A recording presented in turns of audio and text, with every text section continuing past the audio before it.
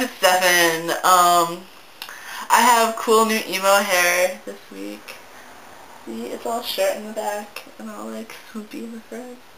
I need it to grow out longer in the front though. I'm thinking about dyeing it a color, but I don't know what color yet. Maybe like blue or purple or hot pink. You can vote down below. Um, First I'll talk about medical stuff for me personally.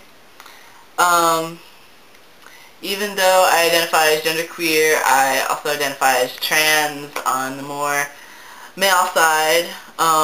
So even though I don't like choosing, I feel like if I had to choose, I would be more male than female.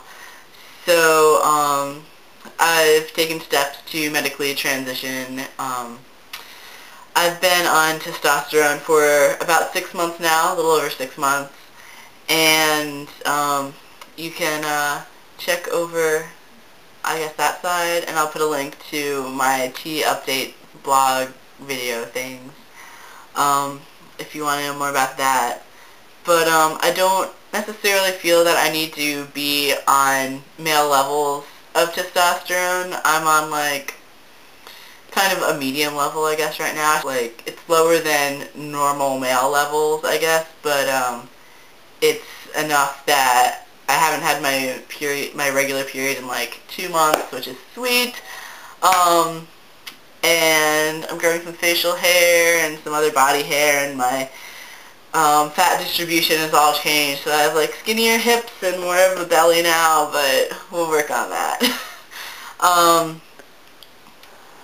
I do plan on having chest surgery, male reconstructive chest surgery. I've been binding for about 2 years now, and I'll also put a link over there to my binding video, and where I talk about my traumaculus kazobs, which you can't ever see because I'm always binding, or I'm wearing a huge shirt when I do these videos. So, yeah, probably it looks at this point like I'm just gonna flat San Fran and do my surgery with Brownstein. It was a bit of a struggle deciding where I want to go and all of that. My insurance is kind of awesome in that it doesn't have a trans exclusion policy, and it actually has an explicit trans policy, which will cover my surgery. But then I've had the challenge of finding a doctor who will work with my insurance. I was really leaning a lot towards the pedicle procedure, where they keep the nipple attached to the nerve stalk, and ooh, close up. And then you have a greater chance of retaining nipple sensation afterwards, and that was really, really important to me. But the surgeon who has the best results with that surgery won't help me out with my insurance at all, because for my insurance, the surgeon needs to contact them for prior authorization, and then we can do all that stuff. But they won't, my insurance won't pay like afterwards if they haven't had any advanced warning, basically. So I can't just go ahead and get the surgery and then bill the insurance, because they'll be like, oh, well, we didn't approve it first, ha ha ha. And yeah, stupid. But Brownstein said that he'll be willing to work with my insurance, and at this point, like, I know I'll have a good looking chest if I go to him, and if I can save some money, that would be excellent, because it's like $8 grand. A lot of people that I've talked about who've had the double incision with the nipple grafts have said that, you know, don't just automatically give up on having nipple sensation just because you're having grafts, because some people do end up having decent nipple sensation afterwards, and you'll pretty much definitely get like at least tactile sensation, which, you know, would be cool. And if it's erotic sensation, then it's even better. So I think I'll just go ahead and do the double incision with grafts and keep my fingers crossed about sensation. Kind of rambling, but I'm not interested in bottom surgery at all. I totally love my bits. I love my bits to bits, and so that's not a problem. And also, I'm not interested in having a hysterectomy unless I really need it. the common folklore or whatever of the trans community is that once you're on testosterone, you don't really know the long-term effects, and they say it messes with your bits and such like that long term, but there really hasn't been any studies. So at the Southern Comfort Conference in Atlanta this past year, one of the OBGYNs that was there was saying that he hasn't really noticed any difference between when he does hystos on guys who are not on T and when he does hystos on people who have been on T for years. So it's kind of a myth per se, or it's kind of like one of those cases of correlation not always meaning causality, because I think that you are at higher risks of cancer and stuff like that if you don't go to get yourself checked out. A lot of trans guys are really super dysphoric and don't like to go to get their girly bits checked and stuff like that. So I think that is what causes the higher risk of cancer among trans guys, not necessarily the fact that they're on tape. So, yeah. And also, since I'm more genderqueer oriented,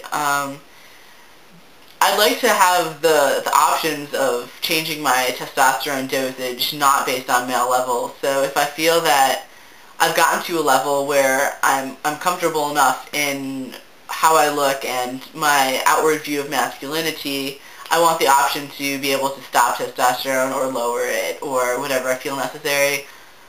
So, long story short, I don't like surgeries. I've never had a surgery and I don't want a lot of them. So, if I could avoid the histo altogether, it would be fabulous.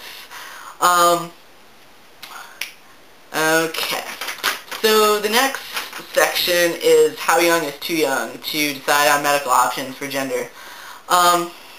Like everybody said, it's a really hard decision, and it's really hard to make cut and dry rules for everyone because everybody's different, and gender is like stars in the night sky, and everyone is unique little snowflakes. So, I honestly don't know what I would have done at puberty because I really didn't think about gender a whole lot until puberty happened, and I had no idea that it was possible to transition. I had no idea about trans people until I was in college. Like you all have seen my childhood video, I didn't really think of myself as gendered in any way particularly until puberty hit. I knew I was supposed to be a girl, but being a girl didn't keep me from doing the things that I wanted to do and having the body that I wanted to have until puberty hit. And then it was like, boobs, oh my god. So, I also think that, yeah, like, if somebody said, oh, at puberty you can grow up to be a boy or a girl, I would definitely not wanted boobs and stuff like that. But, so I think I still would have ended up, identifying as genderqueer and as trans, not just as a straight boy. But I also think that it would have been incredibly, incredibly awkward to be trans during high school, at least when I was in high school. And I don't know how it would have felt fitting into all-male space in, like, locker rooms and stuff like that once I got to high school. I would have been a completely different person if I didn't have those experiences, and I'm not sure that I want to be a completely different person because I kind of like who I am right now. And just as when people ask me, do you wish that you were born a boy, I always say no because I value my female and my male experiences. And so, do you think I would have transitioned at puberty? I don't know. Do I wish that I had transitioned earlier in college? Hell yes. I think the idea of a delayed puberty seems pretty cool. It gives kids a little bit more of an option to figure out what they really want. But I think that from what I've seen, the kids that are really, really adamant that there's something different when they're younger pretty much have it figured out. I'm not going to judge anybody else's feelings about their gender. It's half biology.